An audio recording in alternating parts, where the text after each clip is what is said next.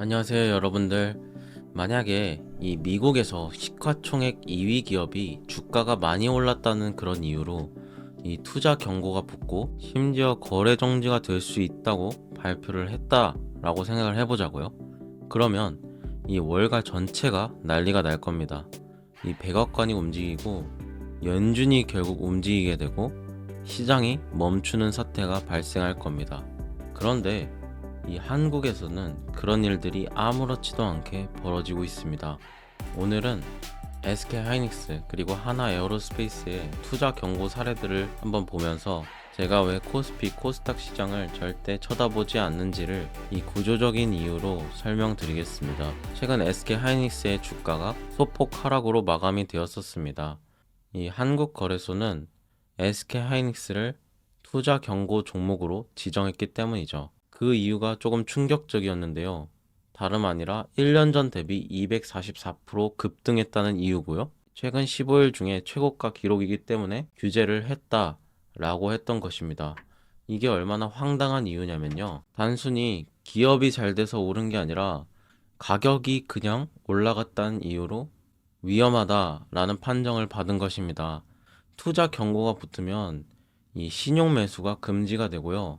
NXT 시장에서는 실제로 거래가 중단이 되게 됩니다. 그리고 추가 상승 시에는 진짜로 거래 정지를 당할 수도 있는 것이죠. 이게 바로 한국 시장이에요. 가격이 올라가면 이것을 기회로 보는 것이 아니라 통제의 대상으로 보는 그런 시장인 것이죠. 여러분들 한번 상상을 해보세요.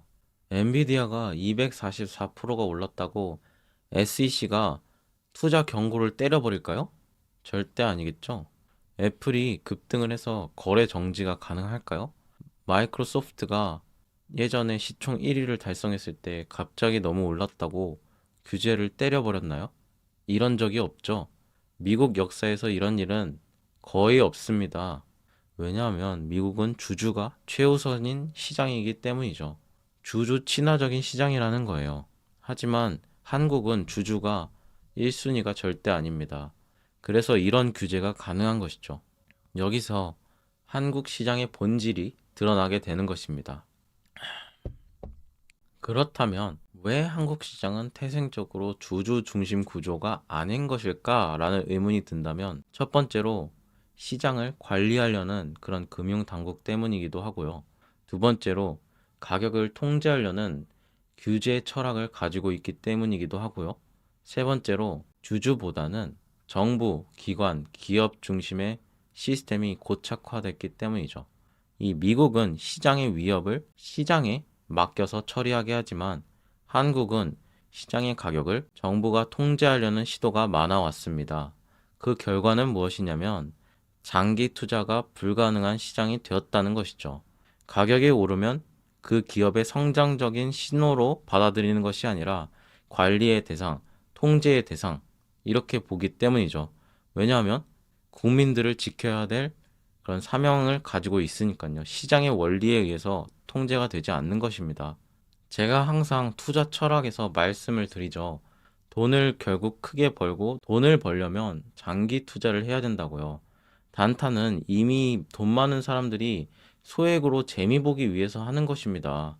그런데 한국 시장은 아예 구조적으로 이 장기 투자가 불가능한 시장이라고 보고 있습니다. 왜냐하면 갑작스럽게 경고를 때리고 갑작스럽게 규제를 때리고 갑작스럽게 거래 정지를 때리고 갑작스럽게 정책이 개입이 됩니다. 이런 시장에 누가 과연 5년에서 10년, 3년 이렇게 장기 투자를 할 수 있겠습니까? 그러면 단타라면 안전한가? 라는 의문점에는 그것도 아니라고 생각을 해요. 왜냐하면 여러분들이 단타를 하고 있습니다. 근데 단타 중이었는데 이미 물려 있어서 빼지 못하는 상황이었어요. 근데 투자 경고가 뜨고 거래 정지를 당하게 되면 여러분들은 빼도 박도 못하고 끝입니다. 팔지도 못하고 손절도 못하고 그냥 그 상태로 묶이면서 가격 하락을 지켜볼 수밖에 없어요. 그게 바로 한국 시장입니다. 장기 투자도 쉽지 않고 단타도 안전하지 않은 그런 시장인 것이죠. 이번 정부에서 이 코스피 5천을 공약으로 걸었을 때 많은 분들이 이렇게 말했습니다. 정부가 밀어주면 5천 무조건 간다 라고요. 근데 하지만 다 알지 않습니까? 경제는 이 정부가 아무리 힘으로 밀어붙인다고 그렇게 되는 것이 아닙니다. 정부가 경제 지수를 마음대로 할 수 있었다면 왜 세계의 그 수많은 대통령과 총리들은 자기 나라 경제를 마음대로 살리지 못했었을까요? 한국의 문제는 이 구조적인 문제입니다. 기업의 지배 구조, 금융당국의 통제 구조, 그리고 주주의 환원의 부재, 그리고 기술 경쟁력의 부족, 이 모든 것들을 뜯어 고치지 않는다면 지수는 그저 단기적인 부양책만 될 뿐이고 이 기업으로 선순환되는 장기 성장 구조가 만들어지지 않습니다. 그래서 제가 예전 영상을 찾아보시면 코스피는 거의 고점에 와간다고 했던 것입니다. 그 영상을 위에 띄워드리겠습니다. 보고 오실 분들은 보고 오세요. 제가 그 영상에서 고점을 확신했던 이유는 하나 더 있었습니다. 제 채널에서 어떤 분이 이렇게 댓글을 달아주셨는데요. SK하이닉스가 100만 원을 가는 건 너무나 당연하다. 당신도 코스피가 5천 찍을 거 알지 않냐? 라고 엄청 확정적으로 얘기를 하시더라고요.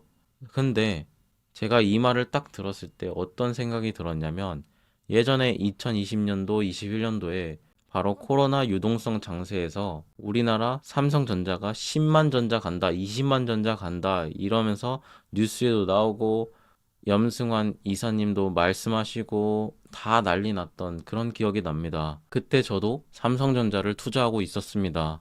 근데 제가 단순히 삼성전자를 그때 투자하고 있었던 이유는 저는 이 광기를 이용해서 돈을 벌 생각을 하고 있었기 때문입니다. 광기에 휩싸일 때 가장 큰 수익을 벌 수 있습니다. 그리고 그 광기가 너무 심해졌다 싶으면 일정 먹고 손절치고 나와야 되는 것입니다. 그래서 저는 8만 5천 원대에 나왔고요. 9만 원을 찍더니 다시 추락을 했었습니다. 4만 원대로. 이런 코스피 버블, 그리고 2021년도에 코인 버블이 있었고요. 여러 버블들이 터지면서 이 무조건 간다, 더 오른다, 고평가가 아니었다, 이런 댓글들이나 아니면 사람들의 반응이 오면 그 시장은 과열이 되었고 투자를 신중히 해야 된다는 신호로 저는 계속 받아들이고 있습니다. 그래서 경고를 드렸고요. 그 후에 얼마 지나지 않아서 SK하이닉스가 투자 경고 사인을 받은 것입니다.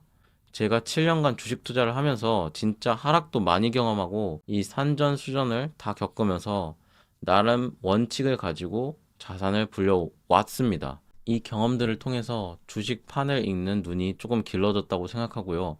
그것들을 여러분들께 제 솔직한 심정과 분석들을 다 말씀을 드리는 것입니다. 투자는 여러분들께 달려 있는 것이죠. 결국에는요. 제가 직접 투자를 해줄 수는 없으니까요. 제가 직접 여러분들의 매수 매도 버튼을 누를 수 있다면 얼마나 좋을까요? 하지만 그것은 불가능하니까요. 지금의 코스피 시장은 건전하게 올라가는 구조가 아니라고 계속 말씀드리고 있죠. 버블이 터져도 언제 터져도 이상하지 않는 구조로 가고 있습니다. 바로 두 가지 위험 징후들이 있는데요. 첫 번째로 이 B2가 폭증을 하고 있어요. 그리고 두 번째로 시장 체력에 고갈이 나타나고 있습니다. 이 코스피 지수는 그동안 올라갔지만 실제로 시장을 떠받드는 힘은 약했고 내실이 더 부실해진 그런 시장이 된 것이죠. 그래서 여러분들 이제 상황이 명확해졌죠. 그래서 여러분들 다시 한번 정리를 하자면 이 코스피 시장이라는 것 자체는 가격이 오르면 결국 통제를 하게 되어 있고 결국 규제를 때리게 되고 거래가 막힐 수 있는 가능성이 생깁니다. 그리고 주주 중심의 구조가 아니며 장기 투자를 하시면 안 됩니다. 그리고 기술 경쟁력이 약한 편입니다. 그리고 정부가 시장을 통제하려고 시도를 하는 것이고요. 실제로 많은 사람들이 코스피 더 오른다, SK하이닉스 훨씬 많이 오른다 이런 말들을 하게 되면 고점 신호가 도래한 것이니 얼마 가지 않아 위험 신호가 뜬 것입니다. 그래서 지금은 코스피 코스닥에 더 이상 신경을 많이 쓰시지 않길 바랍니다. 오늘은 이런 구조에 대한 설명들을 드렸고 이 영상 2편에서는 한국 기업, 금융당국, 그리고 정부의 구조적인 문제, 그리고 국제 정세 속에서 왜 대한민국이 첨단 기술에서 밀리고 있는지, AI, 양자 섹터, 그리고 우주 기술 분야 이런 쪽 말이죠. 그리고 왜 미국 주식만이 장기 복리의 시장인지 다음 영상에서 명확하게 말씀드리겠습니다. 여러분들 오늘도 시청 재밌으셨다면 구독, 좋아요, 알림 설정 그리고 댓글까지 모두 감사드리니깐요. 많은 참여 부탁드립니다. 감사합니다.